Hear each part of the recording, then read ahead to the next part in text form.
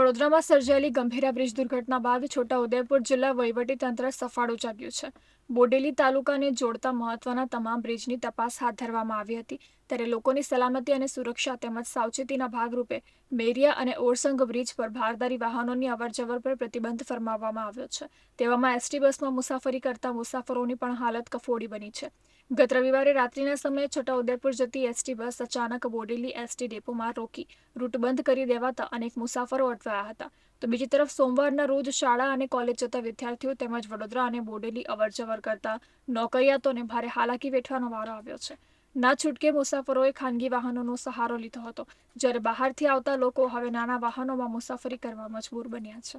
અમે પૂછ્યું કે જે છોટાઉદેપુર જશે ને તો એમ કીધું કે હા અમારી બસ તો જાય છે, જશે એમ કીધું ને। જ્યારે એમને એક શંકા હતી કે અહીંયા બોડેલી ડેપોમાં બસ રોકાઈ જવાની શંકા છે તો એમને અમારે પહેલા કહી દેવું જોઈએ ને।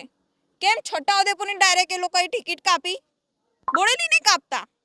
અમે બરોડાથી છોટાઉદેપુરની ટિકિટ લીધી, બરોડાથી છોટાઉદેપુર માટે બેઠા તો કંડક્ટરને અમે છોટાઉદેપુરની ટિકિટ આપી તો અત્યારે તેમને રસ્તામાં કહેવું જોઈએ કે છોટાઉદેપુર નહીં જાય બોડેલી, તો અમે બોડેલી સુધીની ટિકિટ લેતા। અમને ડાયરેક્ટ છોટાઉદેપુરની ટિકિટ અમે બઈ જા છે। અમારે અત્યારે આટલી રાત્રે અમને અહીંયા ઉતારી દે, અત્યારે શામાં જવાનું અમારે?